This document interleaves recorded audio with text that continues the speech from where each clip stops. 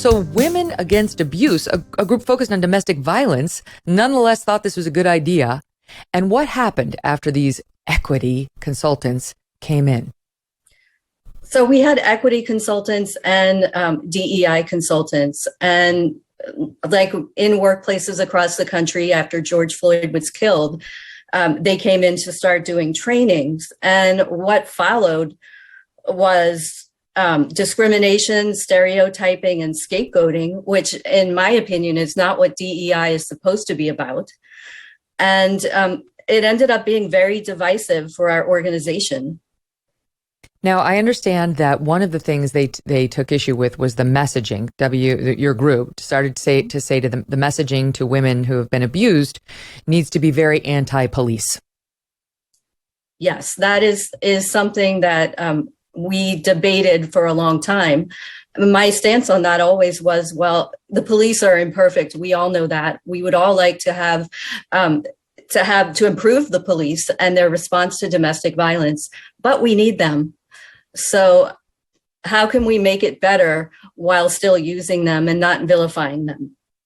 What was the response you got to that?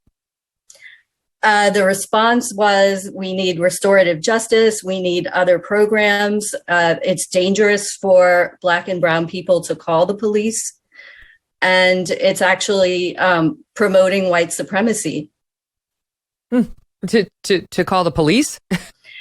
Yes, because it's putting more Black and brown people in jail or in jeopardy of getting killed by the police. Things like that. That's insane. So now this group that's supposed to be helping victims of abuse is considering what's going to happen to the abuser, who may or may not be Black or brown. Yes, as well as the client. And they did say, if your client wants to call the police, but give them these other options. Well, there's no other options that are really ready. I don't know of any restorative justice program that's actually working and helping domestic violence survivors. You think of, just on Monday, we had on Marcia Clark, a famed prosecutor in the O.J. Simpson case, which began with domestic violence and escalated into murder.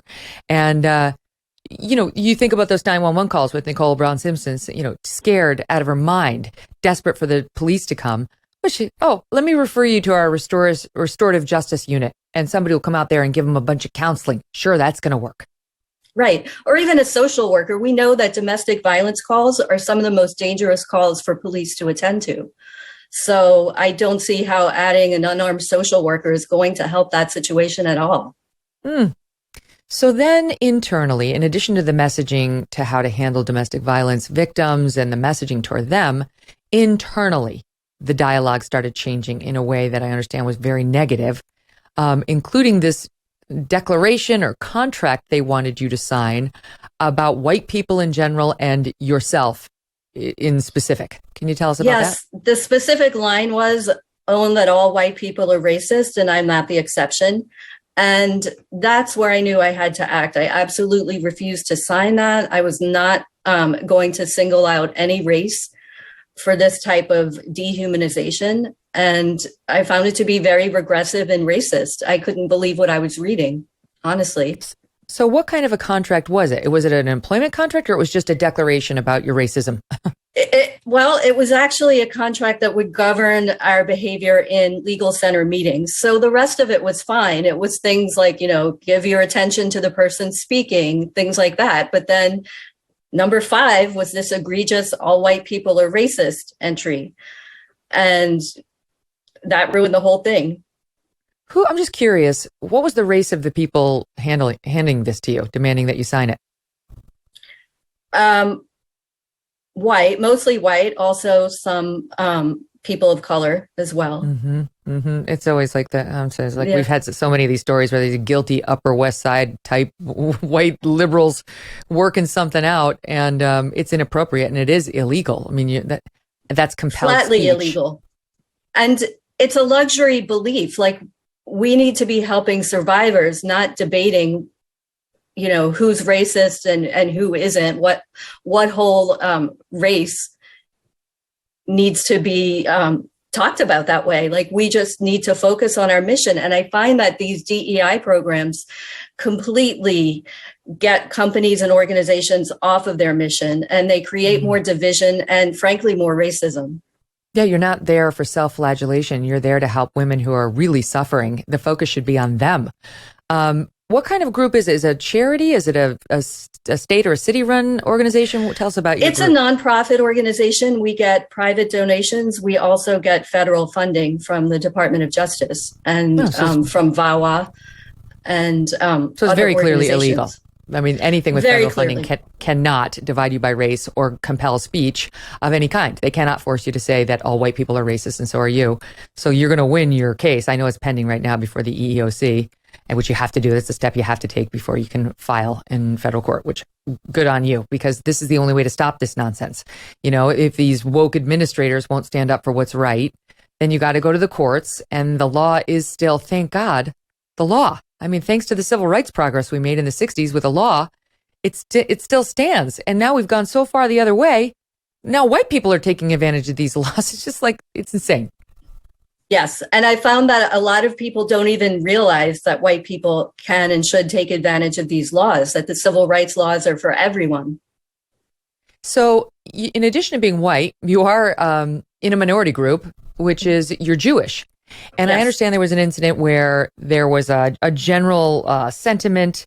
They circulated an article about anti-Semitism.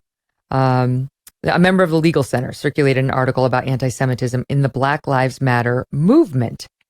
And you chimed in on this. Tell us what happened. I chimed in on this and expressed my discomfort that I had asked for an article on anti-Semitism to be included with our anti-racism resources, and that suggestion was shot down.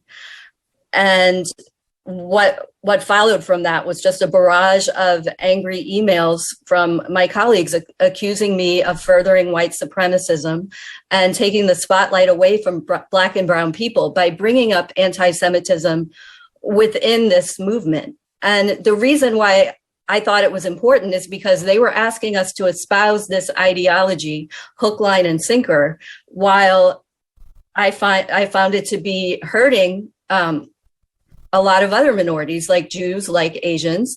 And I wanted that to be part of the discussion. Mm-hmm. That was shot down, however. Like so many people, I am eating healthier these days. And that is why I love good olive oil. And by good, I mean fresh. Olive oil packs the most flavor and the healthiest nutrients. And it's part of the non-hateful eating program I am on. Now, it's the best, though, when it comes fresh from the farm. And that is the problem with supermarket olive oils, because they're not fresh. They can sit on the shelf for months growing stale. Did you know that? That's why I love my olive oil direct from small award-winning farms, thanks to a guy named TJ Robinson, also known as the olive oil hunter. Now, they sent me this stuff free to try it before they advertised on the show, because what if I hated it? I'm not going to tell you to buy it. It actually is delicious, and it actually does taste better than the store-bought olive oil. You'll see for yourself. When I first tasted TJ, their farm fresh oils, I fell in love with the vibrant flavors. They are incredibly delicious. I put it on salad. I put it on veggies, pasta. I do all my meat, my fish in this olive oil now, you name it. As an introduction to his fresh pressed olive oil club, TJ's going to send you a full size, this is what I got, nice tall bottle of one of the world's finest artisanal olive oils. It's worth $39. It's fresh from the new harvest. You're going to get it for $1. For $1. That just covers the shipping cost. Best of all, with TJ's Club, there is never a commitment to buy anything, now or ever, and you can cancel your membership at any time. So get your free $39 bottle for just $1 shipping and taste the difference freshness makes. See if you can taste the difference as I have. Go to harvestfreshnow.com. Harvestfreshnow.com for a free bottle. Pay just that $1 shipping. Check it out at harvestfreshnow.com. Hey, thanks so much for watching. If you like what you just saw, hit the subscribe button for more clips and full episodes.